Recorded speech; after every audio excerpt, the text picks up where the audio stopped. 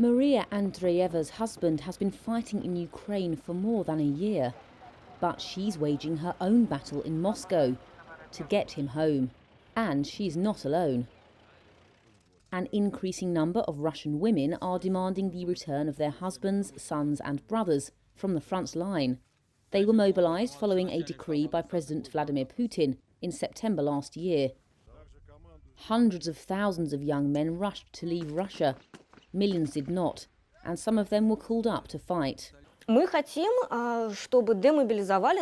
want our men to be demobilized, to bring them back home to us, because we believe that in a year they have done all they could for the front, and even more that was required of them. They are civilians. First of all, they're losing their skills. They're losing their health, both physical and psychological.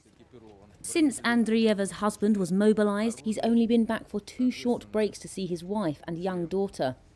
Andreeva says this is insufficient for a soldier fighting in a conflict.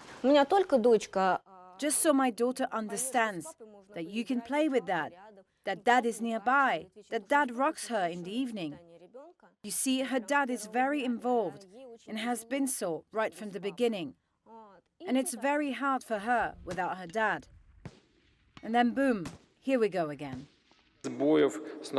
As part of their demonstrations, they're aiming right at the top. We are trying to get through the direct line with the president. Then we will think further. Solitary protests. Something like putting stickers on cars so that they don't forget about us. We will put prints on clothing. Do everything possible to attract attention to the problem. We will also try to interact with the media. Many girls already want to, are ready, are trying. Tackling the movement is a delicate matter for the Kremlin. Moscow sent tens of thousands of troops to Ukraine in February 2022. In previous wars, it has tolerated higher death tolls than would be politically palatable in Western countries. But the growing movement of Russian women emphasises the complexity and inequality of keeping so many men at war for so long, especially while many more of fighting age remain at home. Women in Ukraine have also demanded their men be allowed back from the front.